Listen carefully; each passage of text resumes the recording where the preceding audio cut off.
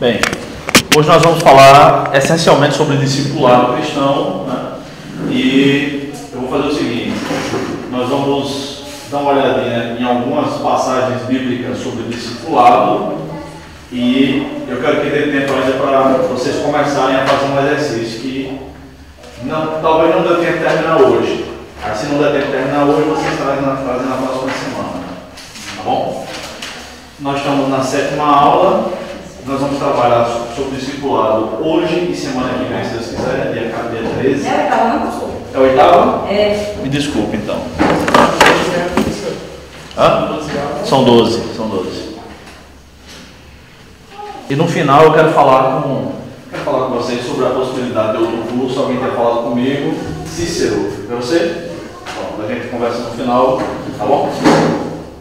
Bem, então eu vou fazer o seguinte: eu posso passar esse material para vocês, como eu tenho feito pelo WhatsApp, tá? Mas eu vou seguir o roteiro desse meu livro aqui que eu não tenho mais para vender. No capítulo 1 eu trato o que é um discípulo, tá bom? Eu vou anotar aqui, mas eu posso mandar para vocês o esboço dessa aula também, um PDFzinho amanhã, tá bom? Amanhã é quinta, amanhã dá. Sexta que é complicado para mim, sabe? Amanhã é feriado, não, eu só estou dando aula, mas eu não vou dar aula amanhã não, também não. Vou fazer a feira, vou fazer algumas coisas, mas não vou dar aula não. Vou escrever, né? Se Deus quiser. Então vejam só, irmãos. Antes de nós vermos algumas características, aquiete lá, irmã, aquiete eles lá, por favor.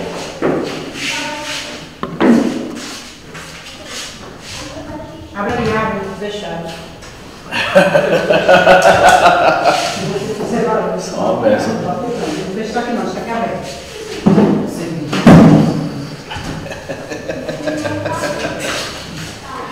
Vamos lá. Quando a gente pensa em discipulado, né? Geralmente, quem eu vejo falar sobre o assunto, eu vejo que as pessoas, como num programa de rádio, de TV, como pastores, professores que juntam para falar, geralmente, dos que eu vi, eu não vi esse link que a irmã Ana compartilhou ainda, né? O Michel Fierro. Foi, né? Que já estava saindo, então não deu tempo de eu olhar não, mas eu pretendo ver amanhã. Mas geralmente, essas pessoas começam criticando a ideia de que discipulado não é e não tem nada a ver com o estudo sequencial da doutrina da fé cristã. Eu discordo deles, tá? Discordo deles. É claro que o discipulado não se resume a 4 ou 5 lições de algum material que geralmente é tratado de forma pejorativa por esses irmãos. Que não é só ajudar aquela revistinha. Não é. Mas é o começo, tá bom? Olhando para a Bíblia, a gente percebe que eles não tinham esse método, mas eles andavam com Jesus, que era a própria palavra. Então eles não tinham material escrito, a não ser o Antigo Testamento, e não dava para ficar andando com o Antigo Testamento, porque só o rolo eram rolos horizontais, né? Não era um livrinho assim com dorso, com lombada, que a Bíblia toda está aqui no papel fininho. O nome desse papel chama papel Bíblia mesmo, tá? Não era assim. Era um rolo horizontal, grande. Então só o livro de Isaías era muito volumoso. Era de couro de animal, né? Pergaminho. Ou de papiro, que é um tipo de... É como se fosse uma palha de milho. Como aquela palha de milho que a gente enrola assim para não se queimar, né? Então era muito complicado, mas eles estavam andando com Jesus dia e noite. Imagine você andar com Jesus, que é o próprio Deus, manhã, tarde, noite, mais de 3 anos. Pelo amor de Deus. Então, outra questão é que o discipulado é algo que deve ser até o fim da nossa vida. Todos os discípulos na Bíblia, no Novo Testamento, essa palavra é essencialmente neotestamentária, né? Discipulado não é uma fase para novos convertidos, não é. Discipulado é uma fase para cristãos e começa com a conversão. Todos nós somos discípulos de Cristo, devemos ser. Isso não quer dizer que a gente não tem pecado e tal, só tem um que não tem pecado, que é Jesus. E nós estamos no processo de discipulado, embora não sejamos mais novos convertidos, tá? Por exemplo, sou crente há 18 anos. Você? 20 anos.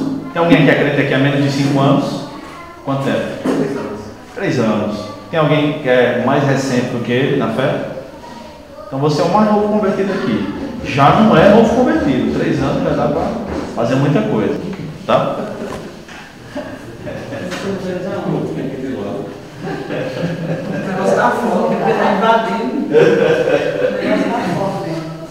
Então vejam só, o discipulado, de acordo com as escrituras, irmãos, é até Jesus voltar, ou até a gente morrer, ou seja, até a gente ir para o céu, tá bom? Vamos ver algumas passagens bíblicas, tá? Eu coloquei aqui 11 características do que é um discípulo, tá? Em primeiro lugar, o discípulo ama a Deus sobre todas as coisas. Para mim não.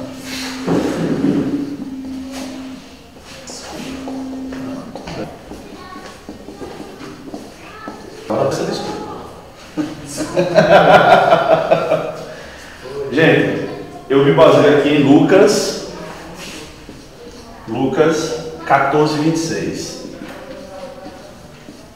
E diz assim, eu vou só anotar a referência, tá? Diz assim: se alguém vier a mim e amar pai e mãe, mulher e filhos, irmãos e irmãs, e até a própria vida mais do que a mim, não pode ser meu discípulo. Não pode ser meu discípulo. Tem umas traduções mais antigas que, né, da Bíblia de Almeida, que diz assim: aquele que não aborrecer, aquele que não odiar. A ideia não é odiar os pais, né? Isso aí já é os mandamentos, não é o quinto mandamento. Nem é aborrecer, você é uma pessoa chata de propósito para ser um discípulo de Cristo, não é isso. É aquele que não amar menos. Então nós devemos amar Deus sobre todas as coisas. Aí Jesus fala sobre as pessoas mais próximas que algum indivíduo pode ter: os pais, né, a família, os irmãos e o cônjuge, né? E por último ele fala de cada um de nós: aquele que não amar mais a Deus, mais a Ele, do que a si próprio, não pode ser discípulo de Cristo. É claro, irmãos, que ninguém consegue obedecer isso como Jesus queria que fosse, como Jesus quer que fosse, porque nós já nos amamos a nós mesmos, né? Sabe aquela coisa que alguém diz assim: os mandamentos, os 2 grandes mandamentos são amar Deus sobre todas as coisas e amar o próximo, mas primeiro vamos nos amar. Não, nada de nos amar. A Bíblia ensina justamente o contrário. Primeiro, que Jesus disse que os grandes mandamentos são 2, não são 3. É amar a Deus e amar o próximo, porque a gente já se ama. Não há aquela pessoa que não se ame, tá? Todos somos egoístas. Então, em quanto tempo de cristão a gente consegue fazer isso aqui? 1 ano? 5 meses? Não, toda vida. Toda a vida a gente não consegue. Entendeu? Então, discípulo, ser um discípulo é um discípulo de Cristo. Discípulo é ideia de aluno, tá? A palavra discípulo na língua grega, no Novo Testamento foi escrito em grego, é matetes. Matetes. Matetes é o seguidor, é o aluno, é aquele que vai aprender sempre. E nós somos discípulos de Cristo. Ele é o nosso professor eternamente. Eternamente. Vamos para o segundo andar. Não vou anotar aqui não, eu vou ditar, se alguém quiser anotar. Alguém está anotando? Então, pode mudar. Eu vou anotar só a referência. O discípulo leva a sua cruz e segue a Jesus. E aqui é o versículo seguinte, tá? Lucas 14, 27. O discípulo leva a sua cruz e segue a Jesus. Essa aí, muitos dos ditados populares surgiram nas escrituras, muitos dos ditados que a gente usa. Eles estão inquietos. Não, mostra que tá matando, não mostra não. Meu Deus do céu. Bota no chão, meu filho. Bota no chão. Eu gosto deles. Muita energia. Muita energia, graças a Deus. Veja só. Alguns dos ditados surgiram na Bíblia. Por exemplo, cobra engolindo cobra. Tem aquela passagem lá de Moisés, né? Quando alguém só quer favores, mas nunca está disposto para fazer um favor, a gente diz assim: esse cara só quer ver a nós, nosso reino nada. Né? Não faz o menor sentido o contexto, né? Tirando a passagem do Pai Nosso totalmente de contexto. Então, essa passagem também tem um ditado sobre isso, né? Levar a cruz. Ah, meu Deus, aí a mulher que tem um marido trabalhoso diz, esse é a minha cruz. A cruz do texto bíblico não é a dificuldade que a gente tem. A cruz do texto bíblico somos nós mesmos. Cada um leve a sua cruz. Ou seja, todo mundo tem uma. A ideia de cruz está associada à morte. A cruz era o instrumento de pena de morte que havia no Império Romano. Então,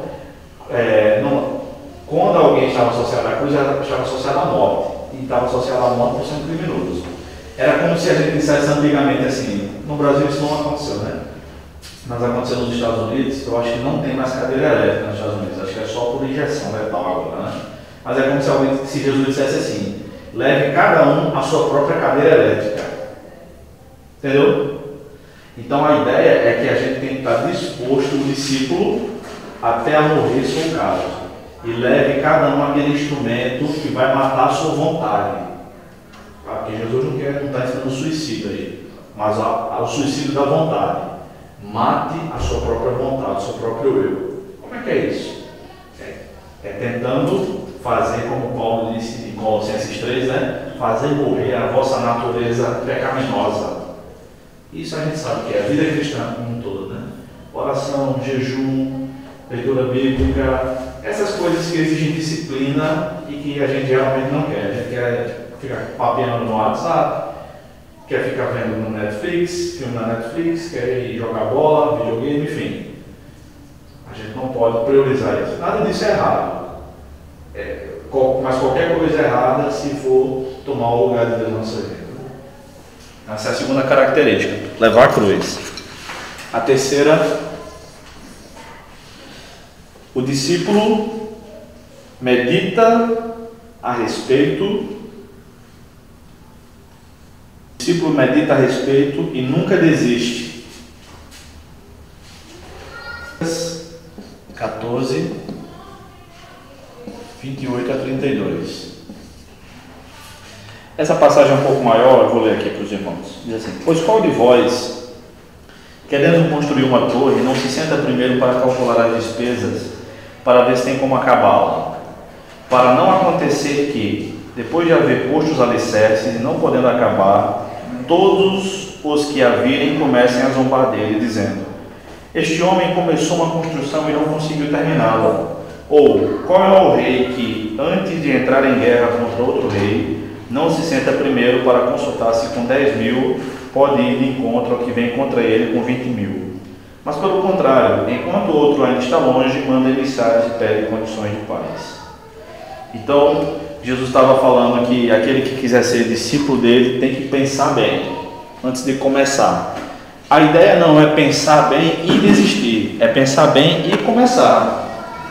É como na ceia, né? Examine, pois, o homem a si mesmo e tome, né? E o quê? Coma do pão e dele. Exatamente. Não é examine e deixe de participar, não. Não, quem tiver em pecado se arrepende na hora. O não arrependimento não é uma opção. Como o não seguir a Cristo não é uma boa opção. É uma opção, mas não vai dar resultado em vida eterna, né? Então o discípulo é aquele que pensa a respeito, não é aquele que fica fazendo promessas como Pedro fez. Eu sou crente demais, eu sou macho demais. Se todo mundo aqui, Senhor, te abandonar, esse cara sou eu que não vai te abandonar? Pedro, baixa a tua bola, antes que o galo cante, 3 vezes me negarás. Então o discípulo é aquele que segue, é aquele que pensa. A Jesus dá dois exemplos, né? O cara que quer construir uma torre, antes dele começar a fazer, ele vê se tem como fazer, para não parar na metade e o povo ficar mangando. No nordestinês foi isso, né? Ou o rei que tem 10.000 soldados e vai contra o outro que tem 20.000, dá para ganhar com 10.000? Dificilmente, né? Naquela época não tinha essa questão de armas de fogo, então era no braço mesmo. Então o número de soldados era decisivo, né? Era decisivo isso, né? Você aí acabou, né? Como é teu nome de guerra? Era Gilead. Gilead.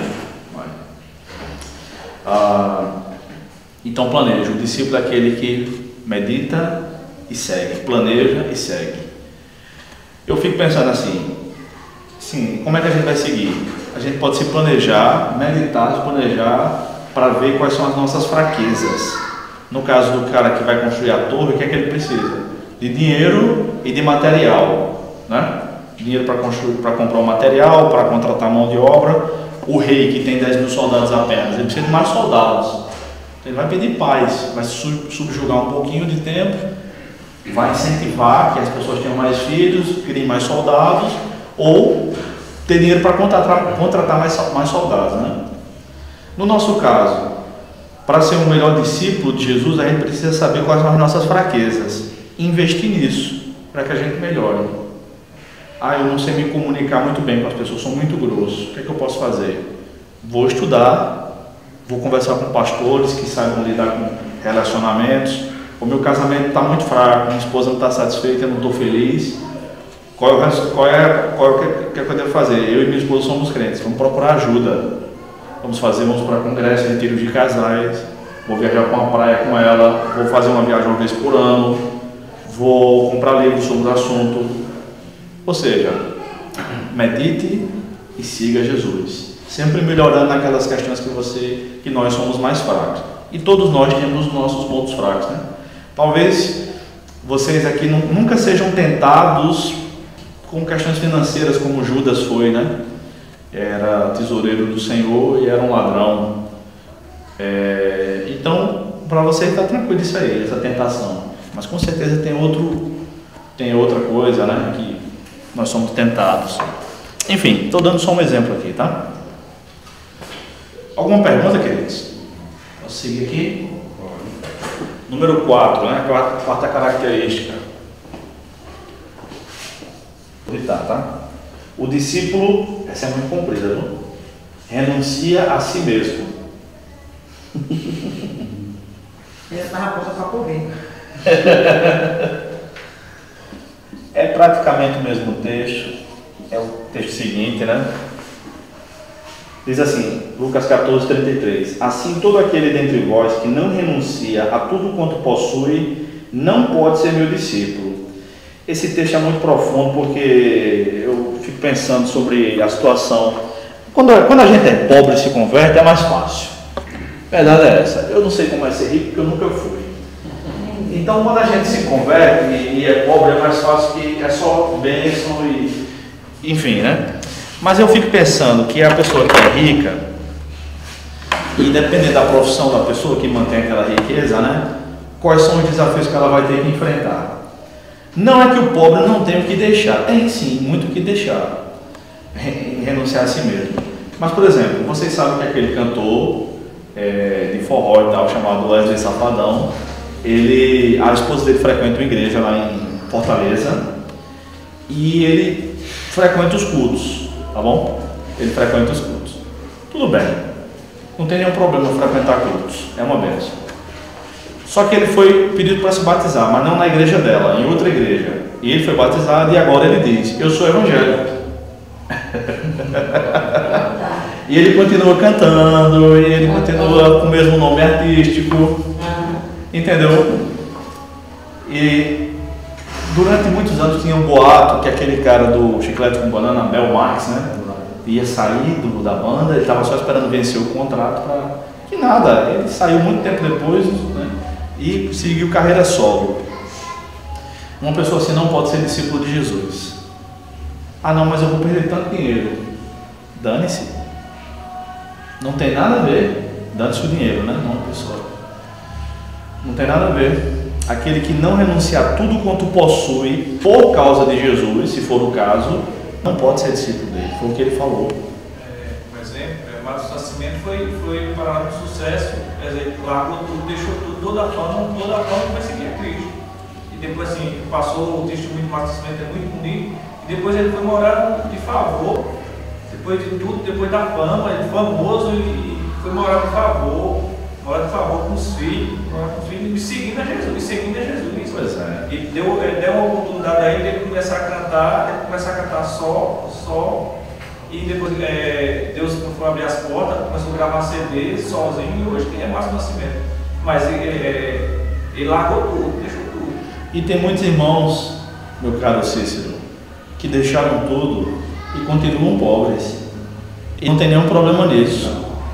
Há muitos anos um amigo meu estava pregando, ele já tinha me contado essa história, ele disse, eu vou usar essa história no sermão de domingo. Tá bom. Ele começou a falar de alguém que era empresário, trabalhava, estava crescendo e tal. O cara não era nem daqui da Paraíba. E aí teve uma mutreta lá, uma maracutaia, para ele entrar no esquema e ia ganhar assim, muito mais dinheiro. Ele disse, não, rapaz, eu sou crente. E ele não entrou. Lascaram ele, os caras enricaram, ele perdeu tudo. E comprou melancia e foi vender melancia na feira. Aí meu amigo estava pregando sobre a simplicidade do evangelho, eu lembro como hoje. E ele disse assim, e sabe o que aconteceu com ele hoje? Todo mundo ficou esperando. Ele é rico de novo, continua crente e vendendo melancia na feira, que é o que importa, é servir a Jesus. Então o discípulo é aquele que tem que estar disposto. Antes de nós discipularmos alguém, nós precisamos saber se nós já somos discípulos, tá bom? Vamos lá? Quinta característica. Vamos lá? O discípulo busca ser semelhante a Jesus. Vamos em Lucas aqui, né? Lucas é o livro que mais usa a palavra discípulo. Lucas 6,40 diz assim: o discípulo não está acima do seu mestre, mas todo o que for bem instruído será como o seu mestre. 6,40. Então o discípulo busca ser semelhante a Jesus. O discípulo, entenda-se o aluno, né? O aluno não está acima do seu mestre, mas todo o que for bem instruído será como o seu mestre. Como é que um discípulo de Cristo pode ser bem instruído? Aprendendo a palavra, seguindo os exemplos, estudando a Bíblia. Tudo isso está na Bíblia, tá? A Bíblia é a eterna palavra de Deus. A Bíblia é a eterna palavra de Deus. Eu li há alguns anos na revista da Sociedade Bíblica do Brasil de uma irmã que já tinha lido a Bíblia, meu Deus, eu não lembro, acho que mais de 90 vezes, né? Ela não ia mais para a igreja porque morava num apartamento, era muito idosa e muito obesa, não tinha como se locomover assim, era muito difícil, mas ela lia a Bíblia a cada 3 meses. E ela passava o dia inteiro lendo a Bíblia em casa. Ela não gostava de novela, não gostava de assistir televisão, era lendo a Bíblia o dia todo. E com certeza, quanta preciosidade essa mulher não decorou, né? Aquela porção bíblica, Deuteronômio 6,4 a 6, né, que é chamado Shema, ou Shema, que é ouve Israel, é Shema Israel. O Senhor nosso Deus é o único Senhor. Só Ele adorará, só Ele prestarás culto e tudo mais.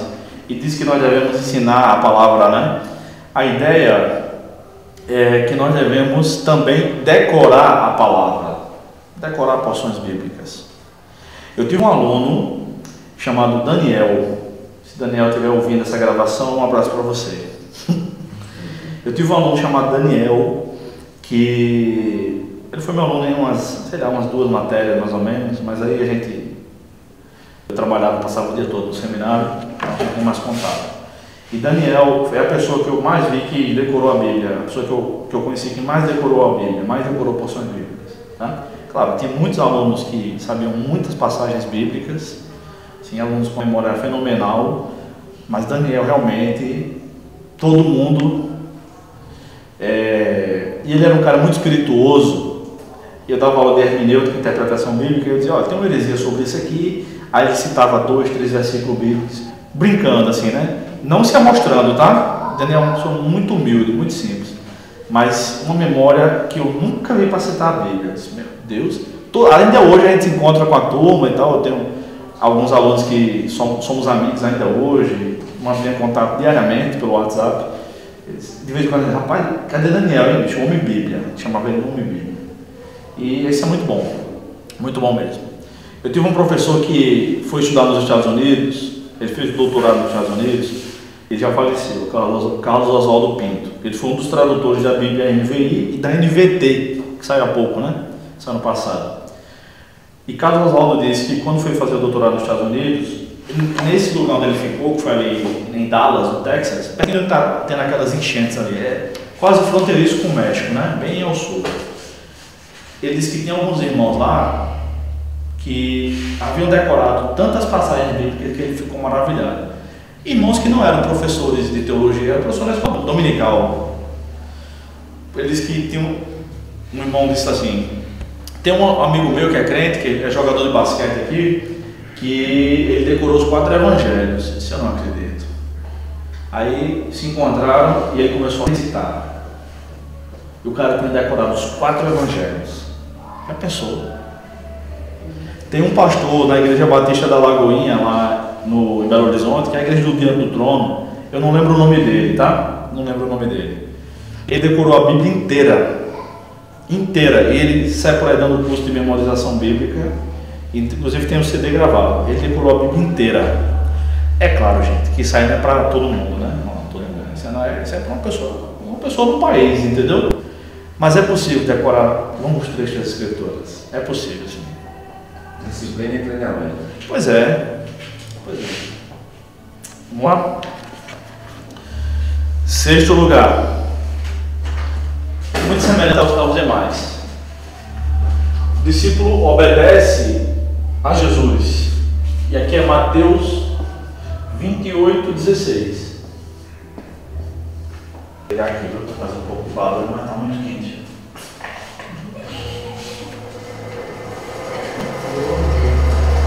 Obedece a Jesus. Mateus 28:16 diz assim: E os 11 discípulos partiram para a Galileia, para o monte que Jesus lhes designara. Pode parecer algo pequeno, mas Jesus que mandou eles irem para esse monte. Eles estavam obedecendo as ordens de Jesus. É interessante que o treinamento de Jesus, da liderança que ele fazia, e de Deus também, tá? No Antigo Testamento, é o seguinte: mas nós vemos isso em Jesus e Paulo, que davam teoria, ensinavam a teoria, os fundamentos, né? E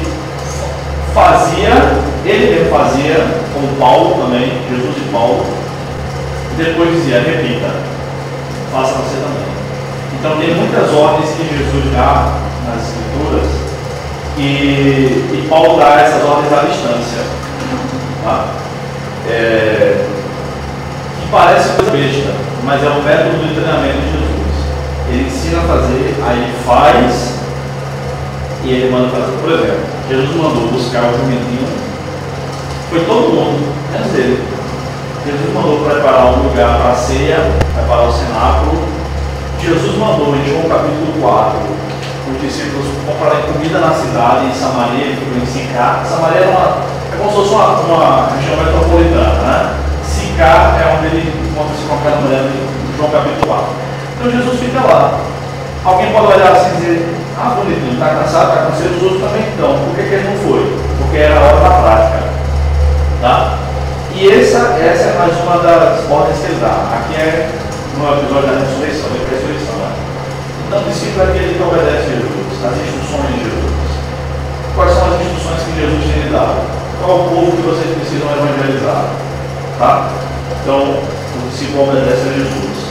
O discípulo não é aquele que fica atonado, se Jesus quiser que mande outro. Existe uma missão que trabalha com o evangelho, assim. O nome da missão é vai tu mesmo. Não manda ninguém. Número 7. Então o discípulo obedece à vontade de Deus. Obedece. E Jonas? Ele obedeceu, do jeito de Deus obedeceu. O caso de Jonas é porque ele odiava aquele povo, né? Tinha o pessoal de lá. Era porque aqueles cabras eram ruins demais. Aqueles cabras tinham feito desgraças com o povo de Israel. E se eles permanecessem vivos, não fossem destruídos por Deus, corria o risco de, alguns anos depois, fazerem de novo, né? Então ele odiava aquele povo, infelizmente, né? Número 7. O discípulo adora a Jesus. Aqui é o versículo seguinte, Mateus 28, 17 Esse livro, quando tem. Não tenho mais, esse é o último. Esse é o meu. Então não vai mais fazer qualquer. Nem tão cedo, nem tão cedo. Mas quanto ele é? 15 reais. Mas eu vou mandar esse material amanhã para vocês. PDF? Aham. O livro inteiro? Não, o livro inteiro não, só esse aqui. Só o rosto. O trabalhador é digno do seu salário. É bíblico, né? O senhor faz o PDF e vende em PDF. Só vão vender a um desse jeito. Vamos lá. Quando o viram, adoraram-no, mas alguns duvidaram. E o discípulo é aquele que adora Jesus, tá? Eu coloquei mais algumas questões aqui que, na verdade, a Bíblia mostra, eu vou resumir essa questão, a Bíblia mostra que quando um ser humano adora um Deus, esse ser humano se torna parecido com esse Deus. Por exemplo, o Salmo 115, que é aquele que a gente usa contra a idolatria, diz assim: tornem-se semelhantes todos os que o adoram, não é isso? Que adoram as imagens do Senhor. E a Bíblia mostra isso e diz isso ponta a ponta. Eu vou dar só um exemplo, tá? No episódio em Deuteronômio 32 ou Êxodo 32, no episódio do bezerro de ouro, Êxodo 32, né? Os discípulos, na cabeça, os hebreus estão esperando Moisés descer do monte e eles dizem o seguinte: olha, Arão, vamos fazer um Deus aqui para a gente. E ele disse que foi o que tirou a gente do Egito. Aí eles enchem o saco, ficam pressionando Arão. Arão cede à pressão, o perigo começa em querer agradar o povo, né? Ou agrada a Deus ou agrada o povo, não dá para agradar os dois, não. Então Arão quis ser popular e quis agradar o povo, e ele pegou, fez um bezerro de ouro. Mas como é que de onde veio aquele ouro? Lembra? Do Egito. Certo, mas estava onde? Isso. Brinco, pulseira, anel, colar, derreteram o ouro, ou seja, não foi nada rapidinho, né? E não era pouco não, podia fazer um bezerro, né? Pois é. Então, a grama do ouro hoje em dia vale mais ou menos R$140, né? O quilo 140 mil, quanto não deve ter custado aquele bezerro, né? Fizeram aquele bezerro de ouro, provavelmente os hebreus já adoravam esse bezerro no Egito, antes de saírem de lá. Começaram a adorar. O texto diz o seguinte, que eles estavam, o texto diz assim, é uma forma discreta, que eles estavam, eles se levantavam para se divertir. Tem tradução que diz assim, eles se levantavam para farrar. A ideia ali é de conotação sexual. Aquilo virou uma grande orgia, mas ali também eles invocavam o nome do Senhor. Então eles fizeram um culto prostituído, misturando o nome de Deus com a sexualidade pagã. Era como se, mais ou menos, guardadas as devidas proporções, a gente tivesse um culto de domingo, a gente não, né? Eles tivessem um culto de domingo à noite, culto de ceia, e eles entrassem com imagem de Iemanjá, colocassem no meio do culto, assim, no meio do templo. Mas era pior do que isso. Então eles adoraram aquele Deus ali de uma maneira terrível, e o que aconteceu com eles? Que tornaram-se semelhantes ao bezerro. Dura cerviz, o bezerro é obstinado. Ninguém tem bezerro em casa, né? Alguém tem aqui um bezerro de estimação que sobe na sua cama? O bezerro não é um animal doméstico, né? Não é como um gato ou um cachorro.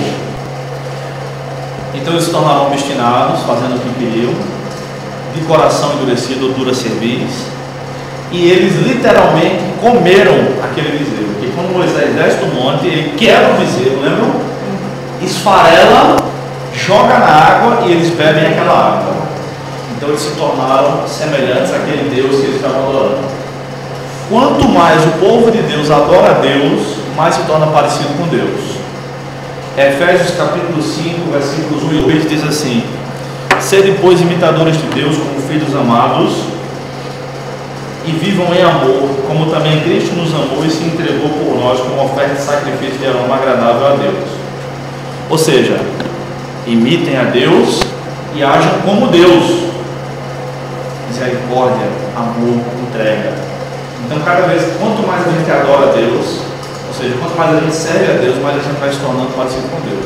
Misericordioso, amoroso, justo, enfim, mais santo. Tá bom? Isso é um resuminho, gente, mas a Bíblia fala muito mais sobre isso. Tá bom? Muito mais. Então, o discípulo é aquele que adora Jesus e, consequentemente, vai se tornando mais parecido. Quem não veio, perdeu. Oitava característica: o discípulo é aquele que faz outros discípulos. Ainda aqui em Mateus 28, eu vou botar assim, 18 até 20, parte A. Isso não existe, a gente que criou, né? Diz assim o texto: e aproximando-se Jesus, falou-lhes: toda autoridade me foi concedida no céu e na terra. Portanto, ide fazer discípulos de todas as nações, batizando-os em nome do Pai, do Filho e do Espírito Santo, ensinando-lhes a obedecer todas as coisas que os ordenei. Então, o discípulo é aquele que faz outros discípulos, não para si, mas discípulo de Jesus. Tá? Com essa linguagem de discípulo e tal, muitas igrejas da nossa época têm tido uma conotação totalmente equivocada. Algumas igrejas, aqui em João Pessoa, por exemplo, a Sara Nossa Terra, e outras igrejas do mesmo viés da Sara Nossa Terra, têm exagerado nessa questão de discípulo. Primeiro, eles falam assim: fulano é meu discípulo. Que conversa? Não existe isso na Bíblia. Ninguém é discípulo de ninguém. O cara é discípulo de Cristo. Tá? Se é que é, não é? Então, eu não sei se é o caso da Sara Nossa Terra, se até onde é isso, tá? Mas tem igrejas que falam o seguinte: o cara diz assim, Maicon é meu amigo, ele diz: Maicon, tá fazendo o que amanhã no feriado? Vamos jogar um boliche? Vamos jogar um boliche no shopping, a gente conversa um pouquinho. Dá para fazer 3 horas lá no Manaíra? Aí o cara diz assim: eu vou ver com o meu discipulador. Aí liga pro cara e diz: eu posso jogar boliche amanhã? Vira homem, né? No caso da Sara Nossa Terra, eu já vi de perto isso aí. Ele, sobre esse discípulo, ele não é bem nesse sentido aí, é mais assim. Você convida um amigo seu para ir para a célula, e no caso você fica responsável por aquela pessoa. Certo. De levar ele para a célula, Não, mas fica responsável até que ponto, né? Fica responsável até que ponto. Eu sei de igrejas que o cara faz isso. Eu posso ir ali com meu amigo, no nordestinês: seja homem, Pelo amor de Deus. O cara precisa perguntar para o cara: eu, como amigo, só como um sonho aqui. Meu filho vai na cara? Hã? Claro, gente, pelo amor de Deus. Eu vou com essa camisa preta ou vou com a amarela? Vira quase uma cavalinha. Pois é, entendeu? Então, não tem nada a ver com a Bíblia isso, tá? É ensinar tudo que Jesus ensinou. Fazer discípulos é isso. É ensinar a palavra de Deus. Até quando? Até Jesus voltar. Essa forma que ele falou sobre o céu foi criada no céu para aqui, foi uma forma do céu da Holanda, né, que se faz 12 a 14 anos, que é a forma do G12. Na Colômbia. A forma do G12, que na época muitas igrejas adquiriram a forma do G12. Sim. Então, para formar discípulo, formava discípulo, então assim, eu formava um grupo de 12, então quando chegasse 540, eu era o líder daquele grupo. Então muitas igrejas adquiriram essa forma. Então essa igreja eu formava um grupo, quando eu formasse um grupo de 12, então aquele discípulo eu era um discípulo dos 12. E os 12 fazendo discípulo para mim, o discípulo fazendo discípulo para mim. É uma pirâmide evangélica, né? E foi formado assim, e isso muitas igrejas adquiriram, então tem a Sara Nossa Terra, na época a Sara Mucuba também era da lenda. Ali no Gazapa tem uma igreja que hoje é uma sede da Mião. Eles saíram do Jesus. Saíram do Jesus. Eu conheço o apóstolo. Pronto, aí muitas igrejas adquiriram e pagavam para eles vinham e pagavam para que adquirisse do G12. E era? Essa parte eu não sabia. Foi uma polêmica muito grande na época com o Real José Américo, e na época a questão de Deus ele era pastor. Depois ele saiu do milanismo e ele trouxe uma fita, ele passou, então mostrou tudo isso, como era a forma do G12, né? Trouxe um estudo sobre isso aí. pagava muitas igrejas meio porque recebia dinheiro para atender Jesus. Já pensou, cara? Eu não tenho nada contra a questão de célula, grupo familiar, que chame como quiser, tá bom? A questão é se algo se tornar exagerado ou irracional, a ponto das pessoas não poderem tomar suas próprias decisões. Esse tipo de pergunta besta, você não vê os discípulos perguntando a Jesus. Não vê. Ninguém perguntando a Jesus. Jesus, eu como peixe desse ou daquele? Eu vou para tal lugar com tal túnica ou com tal túnica? Não vê isso nos evangelhos, entendeu? As pessoas perguntando perguntas de verdade para Jesus. Nicodemos, o que é que eu faço? Você tem que nascer de novo, a mulher samaritana. É nesse monte que a gente adora ou não é? Cadê a água que o senhor está dizendo aí? São perguntas relevantes, tá bom?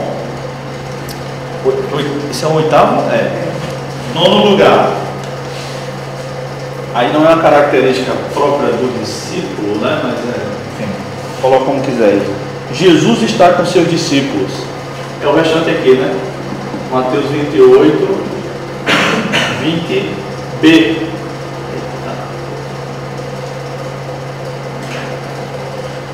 E eu estou convosco todos os dias até o final dos tempos, tá?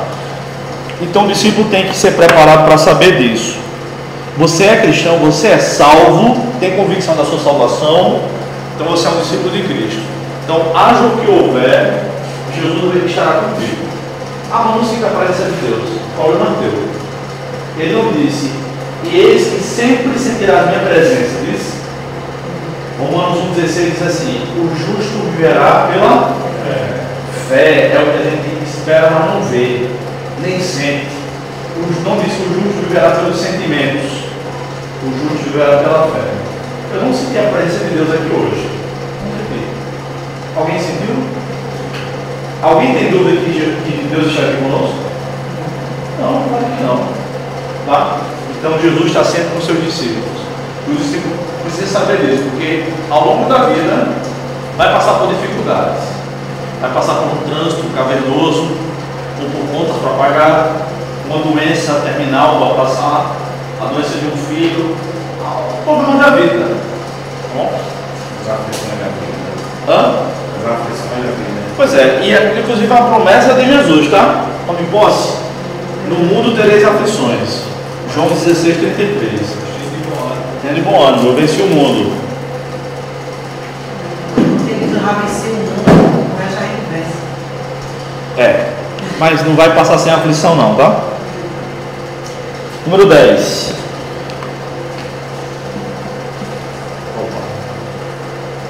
Discípulo testemunha. É testemunha de Jesus.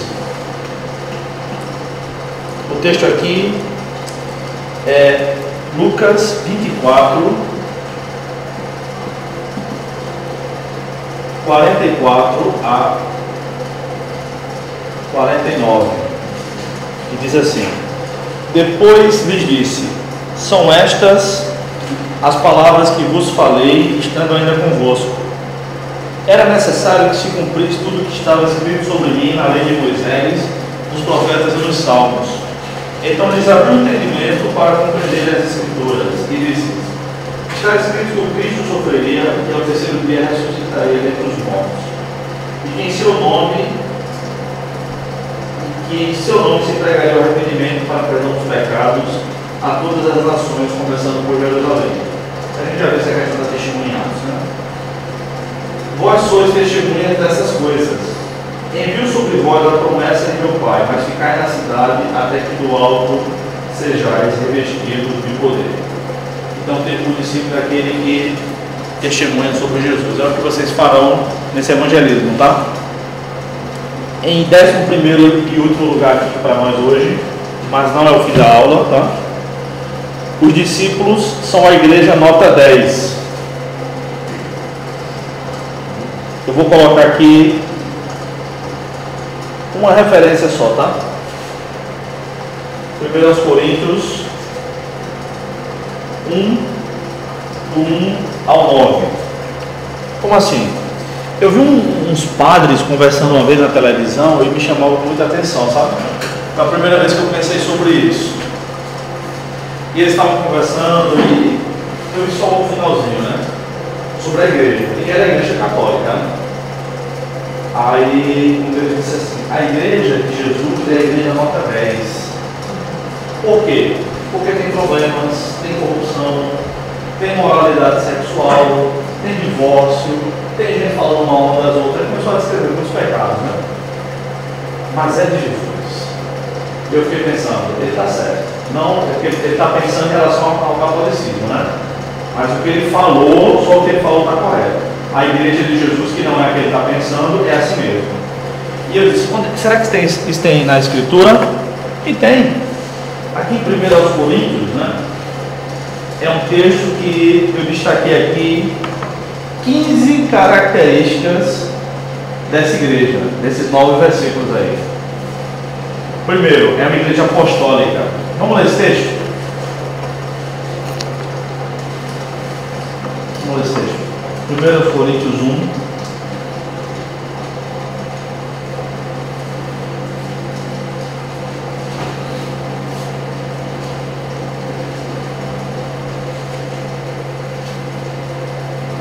Acho que até a gente já meditou sobre ele aqui, né? Pronto, então eu vou dizendo as características aqui, tá? Que eu anotei. Primeiro, é uma igreja apostólica. Segundo, é a igreja de Deus. Terceiro, santificados em Cristo Jesus. Quarto, chamados para serem santos. Eu mando essa manhã. Quinto, é a igreja universal. Não pense em Macedo, tá? Universal não é aquilo, universal é de todos. É invocadora do nome de Jesus Cristo. Sétimo, reconhecem o senhorio de Jesus Cristo. 8. É uma igreja agraciada. 9. É uma igreja que foi enriquecida na palavra e conhecimento de Deus. 10. É uma igreja que tem o testemunho de Jesus Cristo. 11. É uma igreja que tem todos os dons do Espírito, no caso de Corinto, né? Mas representa aqui toda a igreja de Jesus. 12. É uma igreja que aguarda a segunda vinda do Senhor. 13. Uma igreja que será firmada pelo próprio Jesus. 14. Uma igreja que será mantida irrepreensível pelo próprio Jesus. E 15. Uma igreja que foi chamada por Deus para a comunhão com seu Filho Jesus Cristo. Então é uma igreja nota 10. Aos olhos de Deus, não aos nossos. Nem pode ser aos nossos, né? Então essas são 11 características dos discípulos de Cristo. Isso na verdade é um resumo do que a Bíblia ensina. Eu parti das passagens que falam sobre discípulo e fui fazendo alguns apontamentos, tá? Então, irmãos, a gente precisa diariamente pensar sobre essas questões e ver se nós estamos enquadrados nisso aí. Se nós já amamos a Deus acima de todas as coisas, nós estamos prontos a renunciar a nós mesmos um pouquinho todo dia, tá? Enfim, todas essas características. E é esse tipo de mensagem que a gente vai levar na evangelização. Você quer ser um discípulo de Jesus? Quer ser um seguidor de Jesus? O que é que eu ganho com isso? Nós vimos semana passada, quando a gente viu o plano da salvação, né? Você ganha, em primeiro lugar, o perdão dos seus pecados. Sabe, num filme, né? Às vezes o policial prende alguém, um filme americano, ele diz assim: você tem o direito de permanecer calado. Sabe por quê? Porque ninguém é obrigado a ter a prova contra si mesmo. Então, se ele falar qualquer besteira, vai ser agravante para ele, né? Por exemplo, se ele xingar o policial, é um agravante, né? Como é que chama esse tipo de crime? Desacato. Então, ele tem o direito de não falar nada, para não se prejudicar mais ainda, né? Então, poderá ser usado contra você no tribunal, exatamente. Xingou o policial vai estar lá. Ele me xingou mesmo. Xingou o policial, que lá nos Estados Unidos é grave, né? Não é como aqui. Mas um dia aqui será bom também de viver, tá? Então, nós devemos pensar na aula da comunicação do Evangelho que nós estamos com a maior preciosidade do mundo nas mãos. E as pessoas pecadoras têm que implorar pelo Evangelho. Não é implorar por nós nem pela nossa pregação, tá? Mas é evangelho pela salvação, e não o contrário. A gente implorar para que elas queiram vir, queiram ser mais um crente. Não. Nós devemos pregar, devemos usar a palavra, usar os argumentos que Deus nos der, mas o evangelho é precioso demais. Quando será bom? Quando será bom? Quando Jesus voltar, que a gente. A profecia do profeta Bruno. Não, o Brasil já não é o mesmo, gente. De 2013 para cá, o Brasil já mudou muito. Desde aquelas manifestações de junho de 2013, o Brasil não é mais o mesmo. Eu acredito que tudo que está acontecendo no Brasil, sendo virado pelo avesso, é resposta de oração. Isso é verdade. Porque, mas contra a corrupção. Agora está sendo revelado e alguns estão sendo punidos. Mas nem todo mundo vai para a cadeia. Não vai, mas é o começo. É o começo. Deus tem profecia sobre o Brasil, né? Tem um humano no Canadá que em 2003 profetizou como jamais imaginávamos que ela disse poder ser real, né? Ela disse que ela teve uma visão de lugar no mundo que agora pintou, vai ser conhecido pela justiça. E o nome desse lugar é Brasil. Meu Deus do céu. Só Deus para dizer um negócio desse, para anunciar isso com antecedência. 10 anos antes, o que está acontecendo no Brasil, você já viu um empresário como Marcelo Odebrecht, como aquele Eike Batista, ir para a prisão. Raspar a cabeça, meu. O governador do Rio de Janeiro está lá, enjaulado. Já pensou? E ele chegou a ser preso na penitenciária que ele inaugurou, né? Hoje foi um dos primeiros. Eu só estava até fazendo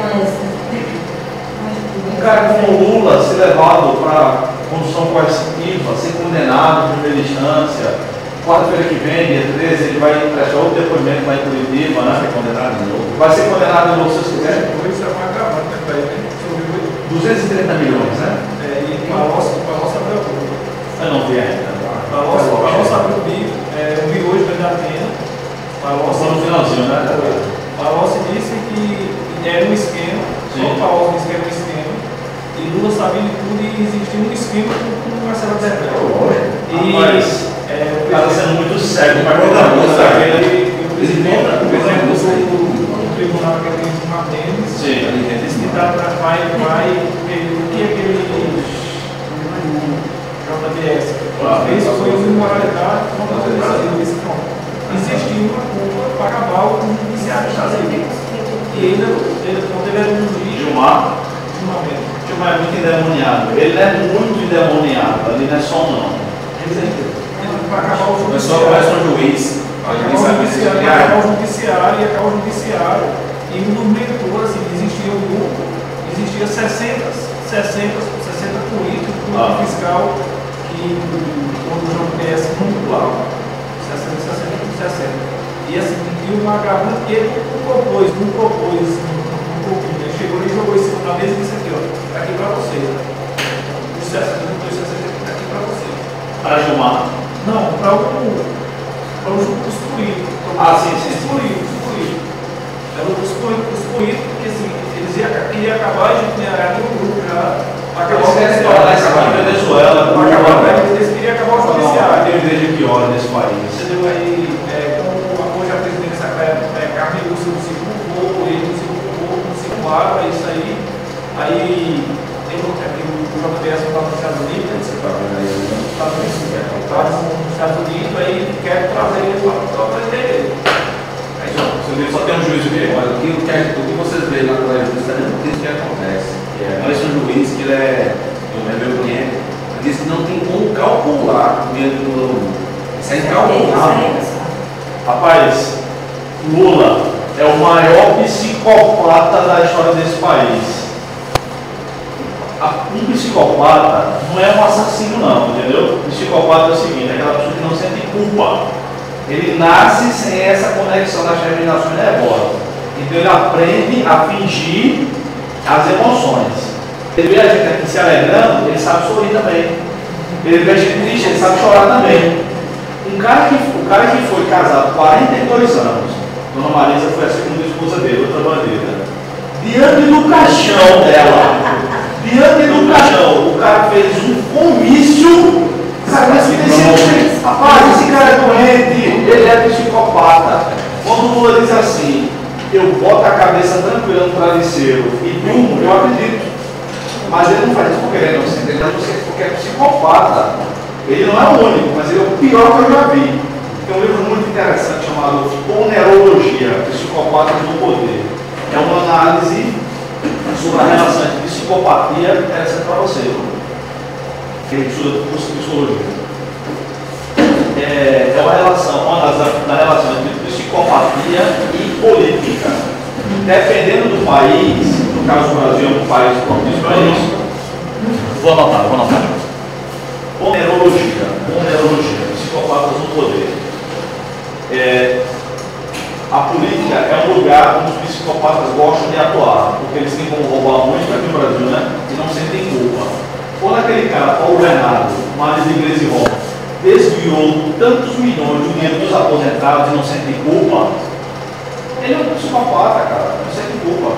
Então Lula, toda entrevista que Lula dá eu assisto, todo pronunciamento dele eu assisto, acompanho Lula já há muitos meses, então eu sei como ele é, tá? Estou falando aqui o que eu acho, não. Ele é o maior psicopata desse país. Ele não vai para a cadeia, infelizmente, ele não vai. Se for, ele sai logo por causa da idade, ex-presidente, aquela coisa toda. Mas ele já foi preso, né? Os benefícios. Vamos fazer um psicodiagnóstico dele, tá? Vamos fazer um psicodiagnóstico dele, para ficar menos um presidiário jurídico, né? Pois é. Eu escrevi hoje. Gente, a gente vai para esse país. Esse país não vai se tornar uma Venezuela, nem Cuba. O interessante é que o Lula e o PT, eles mais gostam de elogiar Cuba e Venezuela. Entendeu? Lá em Cuba não tem eleição há 50 anos. Durante a chamada, eu sei que eu estou saindo um pouco do assunto, mas eu acho que é uma coisa pertinente, sabe?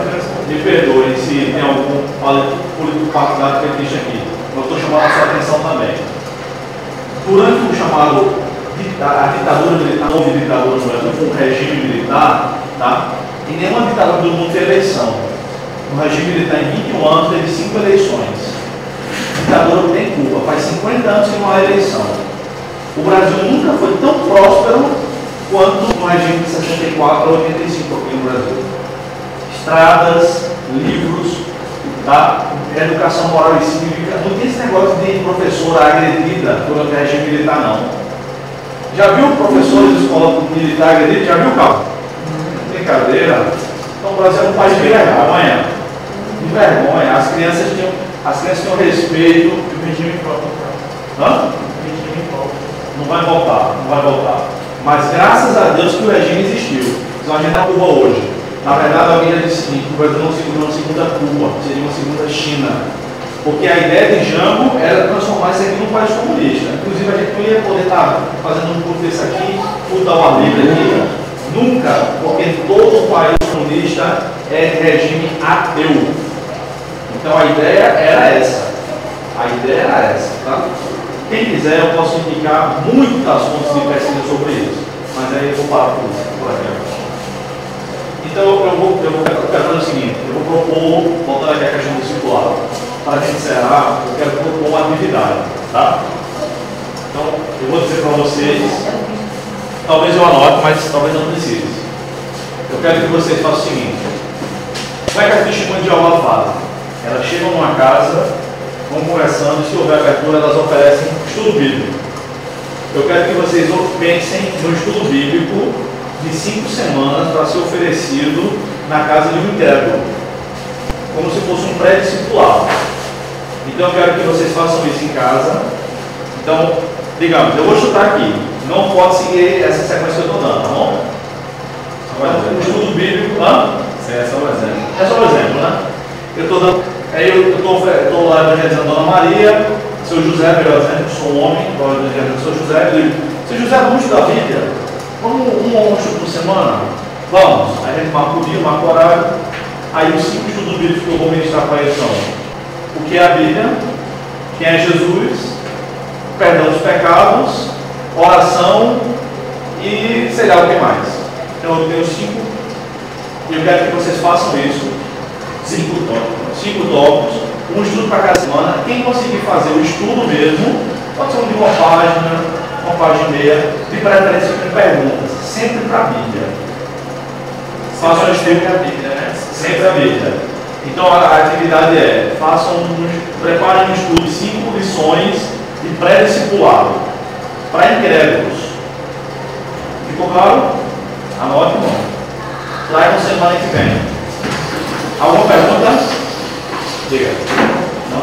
Sim, outro curso que o senhor falou. Peraí, já falo. Tudo tranquilo? Anotaram? Passem isso para os colegas. Eu vou passar esse escrito amanhã no WhatsApp direitinho. Quem tiver dificuldade, fala comigo durante a semana. Tá bom? Por hoje é só, tá bom? Agora não saiu não.